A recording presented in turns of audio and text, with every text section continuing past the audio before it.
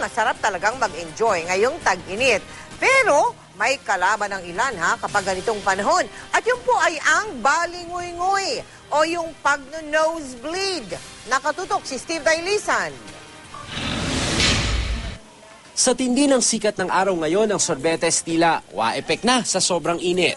Kumpara sa iba, panahon ito ng bakasyon at paglalaro, ang batang si Red kakaba-kaba.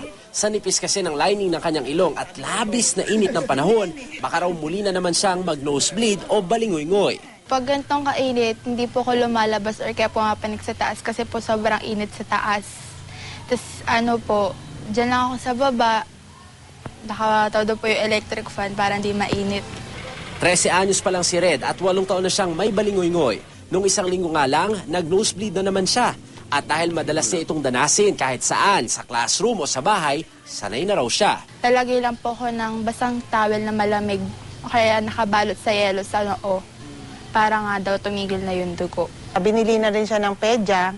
Pagka once na nag-bleed yung nose niya, alam niya na gagawin niya, natatakpan lang niya yung ilong niya for 5 to 10 seconds. Huwag lang niya ititilt yung ulo niya, basta steady lang. Kasi medyo mas makakasama daw yun pagka nag-tilt. Ngayong summer, para iwas balingoy-ngoy, damihan daw dapat ang pag-inom ng tubig. Ang pag-nosebleed maari daw mamana. Pag maga yung lining ng ilong, yung ugat lumolobo din or nagiging maga. So, nagiging marupok yung wall ng ugat. Madaling pumutok.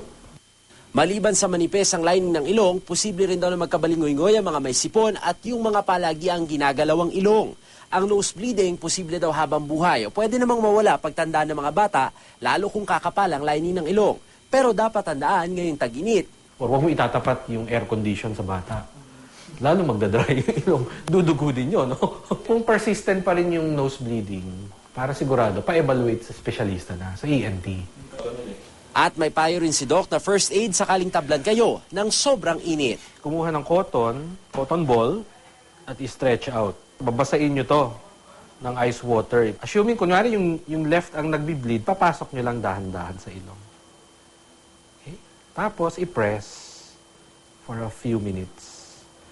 Hanggang sa tumigil na yung bleeding. So, pagka after, let's say, 2-3 minutes, tanggalin mo na yung cotton ulit. Steve Dailisa, nakatutok, 24 oras.